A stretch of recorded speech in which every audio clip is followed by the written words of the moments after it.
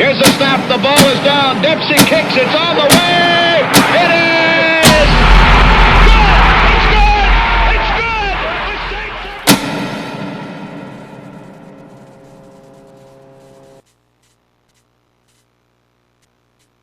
are... All right, welcome back to Bravado's Football Media Days. We're here with the Morris Eagles, and I'm going to let you know who all we have here from the team. We have also Coach Robert Daniels, Martin Sheard, Caleb Stone, Colby Adams, and Colby Burgess. Stay tuned, and we'll have more for you coming up.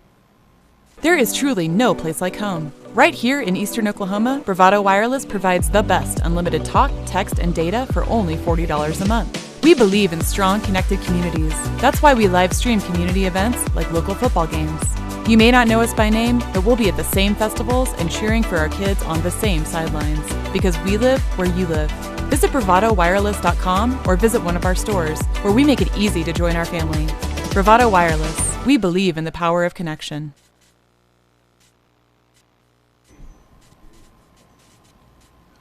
Welcome back to Bravado Wireless. My name is Dion Amade. First question for the head ball coach sitting there. General thoughts about the upcoming season? We graduated a good group last year. We graduated a pretty good group last year. We're replacing it with a bunch of youth, and we feel like we can build on what we did last year, making the playoffs. I think it was the first time we made it in 4 or 5 years. So we're looking to build on that success with some of our bigger seniors to lead the way, and our younger guys to just keep paddling the boat. So correct me if I'm wrong, this is your second year here at Morris, right? Yes, sir. So how do you think you're going to evolve the team and going on with it being your second year? I mean, first year, making the playoffs, expectations kind of high. Speak on that. The expectations are definitely high. My AD was talking about that the other day. He's like, you got to feed the monster now. So we kind of been preaching that since last season. We're not satisfied. We worked all summer long to hopefully build on it, to get back to the playoffs and see if we can make a run at it. Last year being there, kind of the lights are bright. The game lights came on. It was a big moment. So we haven't been in that moment. And this year, hoping we'll rise above it. Martin, kind of expand on that. I mean, first year going to the playoffs, how was that feeling, and how did that motivate y'all for this year? It was a great feeling for the community. It helped us. It helped us a lot throughout the year, and it's like we have a goal now. We want to make it to the playoffs, and we want to go to the second round, and we want to go further and possibly win it all. So we all have a goal now, and it's going to be intense all the way throughout. Caleb, a little bit on that as well, and as also talk about the summer preparations. I mean, now I just mentioned to Coach, the expectations are kind of high, especially from around town. You did make the playoffs. Now people are expecting y'all to do more. So this summer, how did y'all prepare for that? Yeah, I know, like, me and Martin and everyone at this table, we hungry for it now. So we've been grinding, working hard out there in the weight room and just football, like working on stuff that we can make better for the season. So going along with that question, what were some of the rough parts about the summer workouts? Jeez. Be honest, your coach is not going to make you run extra gassers if you tell him that the workouts are hard. I was about to say, can I tell him? Yeah.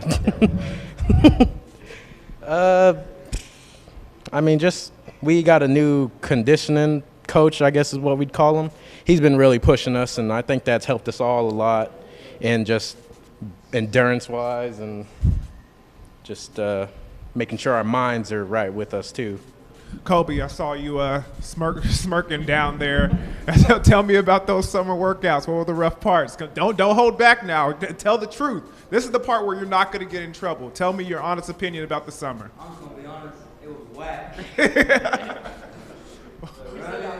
Whack. Yeah, go ahead. That was the worst part of the run. Think of me as your therapist up here. Just tell me. Just let it out. What about the running specifically? Was the gashers, was he making you run 50s, run 100s? Were there stadiums involved, stadium steps? All right. There you go. It wasn't so much the short distance running. We did a lot of long distance running. Really? And that wasn't fun. I think, my opinion, the worst part was when we ran back down to the cemetery and back. Wait, time out. You telling me that your coach, not only did he make you run, but he made you run past a cemetery? Oh, yeah, we had to run down the cemetery. I think it's like 2.6, 2.7 miles there and back.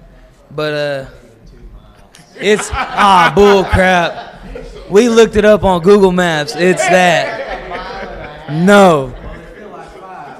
It sucks, especially when you're doing it in Vans because you can't find your Nikes to run in. What happened to the Nikes, B? You always got to keep the Nikes on you. I don't know. They was in my locker. Somebody borrowed them to run in. I couldn't find them. I feel for you, man. I'm going to let you slide now. I'm going to let you slide. You've had a rough summer. Yeah. You've had a rough summer.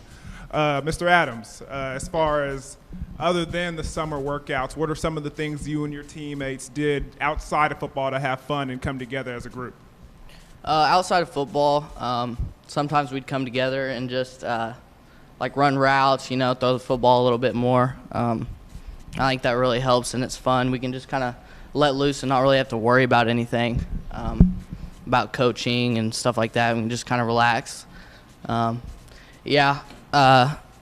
Coming up this next week, we also have a camp coming, so that's going to be fun. But usually it's a lot of, not so fun stuff. But maybe we can have some fun with it and just kind of relax and grow together more as a team. So I think that'll help us. But all right, Coach, back to you. I was reading some stuff about your team and some of the things that you like to do, and it seems like your offense is a very up-tempo offense. I see why with the 2 miles and running past the cemetery, there need to be in conditioning shape to run that up-tempo offense. But let's expand on that a little bit. What's the mindset behind that? Well, what we do during the summer is we're trying to build these young men's mind to be mentally tough on the field. And so we do different things. We might do things outside of the box to prepare us mentally. The game of football is ups and downs, hills and valleys throughout the game, and that's more on our mindset. And our mindset has to be whatever job's in front of us, we got to do it, whether it be 2 miles, whether it be we're going to push a sled 100 yards, whatever the job is, we mentally want to be able to handle it. And I think to go along with our, new style of offense, it'll help us with, the conditioning, the tempo we want to go, the things we want to do. But more or less, our summer stuff is for our minds. We want to get them strong, of course, muscles, but our minds need to be strong. So what type of adversity did you put your team through as far as the getting them ready and being mentally tough throughout the season? Like this summer, we started, we work out at 6 in the morning. We go from 6. We have another group come in at 7. You lift your weights, then you go outside and do whatever the day has for you outside.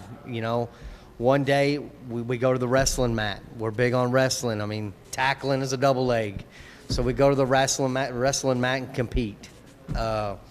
We may run 2 miles. We may sprints, just whatever we can do to push us outside of our box. So I'm going to ask the players, and whoever wants to grab the mic first, go ahead. But Coach just mentioned the wrestling mats. Who was the best wrestler? Me. Thank you. Thank you. Sorry, Martin. Sorry. How long have you been doing this? Sorry. Hey, I've been wrestling. Well, I've been wrestling for 2 years, though. 2 years. And I was already so close to being at state. Right. They've been doing this all their lives. They do this all their lives, bro. I still whoop on them. We're real proud of our wrestlers. Yes. We're big on it. We love it. So, but I would give Colby Adams. Thank you. He's probably our best wrestler. I own the mat. So is anybody else in agreement with the head coach over there that Kobe is the best wrestler? Well, we got another kid. He's not with us today. He'd wrestle Kobe for it. Hey, man, I got at least 100 pounds on I'll do them. Do them dirty. So what we're saying is, on the football field, if y'all got the pads on, leave the wrestling aside, you got this. There you go, Stone. One thing I want to touch on. These guys talked about our summer camp next week. We do a 3-day camp. We call it Eagle Pride Camp. Some of the kids call it concentration camp, boot camp. It's more or less, it has nothing to do with football. It just has to do with us being a team. We get together. We're trying to teach these young men how to serve each other, serve our community, and just more or less hang out with one another, clean our campus, just do different things around campus to where people see us and take notice of what we're doing. So that's interesting. Like, just give me give me a day of camp. What does that entail? Like, just not to give away your secrets or anything. Yeah. But just give me like an example of what a day looks like at camp. Like Tuesday, we'll get up at 5:30. We'll have breakfast for them. We'll go out and PT and exercise for about an hour. Try to do some type of team competition in there, and then we'll clean. We'll get our fields ready. We got a parking lot that has pine trees in it, and so pine needles and pine cones are everywhere, and we're cleaning it up. I mean, it doesn't stay clean very long, but at least for that day, it's cleaned up. We'll pick up trash around campus, and I got some things in store this year these guys don't know about yet that we're going to do. So we just try to get ready and just be together. Well, good luck, guys, with those things in stored for you. But Coach mentioned that a number of times just now that you guys happen to wake up at 6 a.m., waking up at 5 a.m. for camp. Speak on that a little bit. The waking up early, is that something that seems to be a trouble for the team, or is that something that it comes with the job of being a football player? I mean, it comes with the job, but as long as you buy in, it's not really that hard to wake up. If you want to show up, I for sure thought you were going to say it's whack. No. I mean, it is whack, but I love the sport of football, so, I mean, it's not that bad waking up to show up to stuff. Martin, how about you? You're scratching your neck over there. How do you feel about the early wake-up calls? You're just going to have to want it. Like, not everybody going to get up at 5 o'clock in the morning just to do one sport, So if you do this every day for how many months, the whole summer, say, but there's somebody, like, in a town over that's doing a little bit more than you, hey, I did this. And when I ever go on the field with them, I'll just do what I got to do on the field, you know what I mean? So, Coach, one of the things that was mentioned that was important this year for your defense was turnovers. Speak about that a little bit. Why is turnover so important defensively? I believe, and we believe as a team, if we can take the ball away, we're limited chances for the offense to score, and we're increasing our offensive chance to score. 2 years ago, we had 26 takeaways, and I thought that was unbelievable. I was like, man, we're never going to get any better than that. Last year, we had 41 takeaways as a defense. What did you bring out, a turnover chain or something? And I wish I would have. What's the big difference between 26 one year and 41 the next? We make it important. It's important to us. We drill it every day. The kids buy in, and it's exciting. I mean, we get jacked up. I'll lose my mind on the sidelines. We pick one off, scoop and score one, but we're in that mindset of we got to take the football away. All right, guys.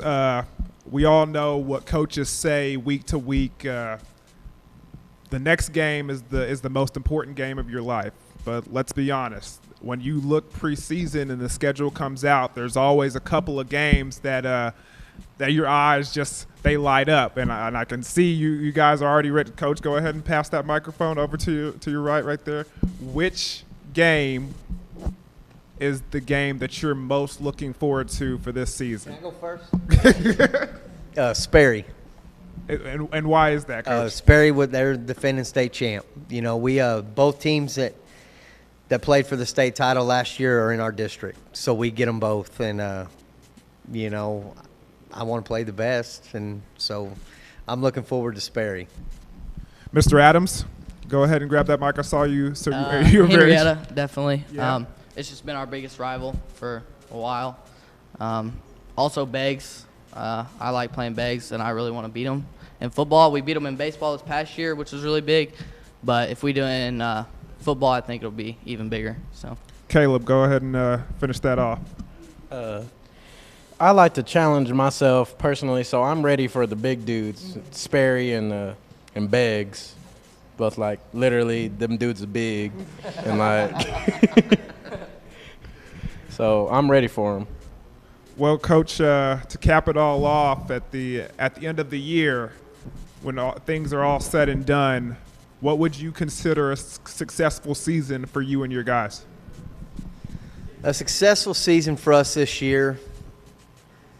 Ultimately, we all want to plan to win a gold ball. We're not going to measure our success off wins and losses. We're going to measure it off of how much we grew these kids up. Granted, yeah, we want to go 10-0, and I'm not going to put a number on our success.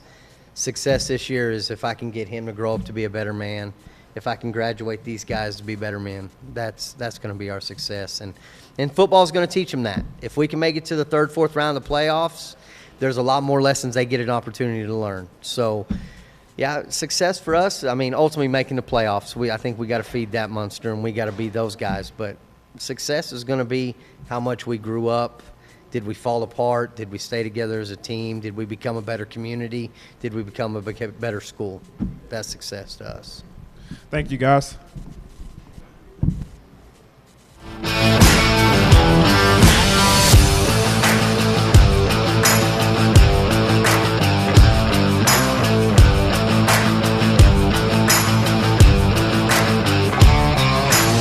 All right, looks like we have a great group of guys here, and they are excited to get out there this season and play some football. Coach Daniels, you're doing a great job with them. And you at home, please stay where you are. We'll be right back with some more high school football here on Bravado Wireless TV.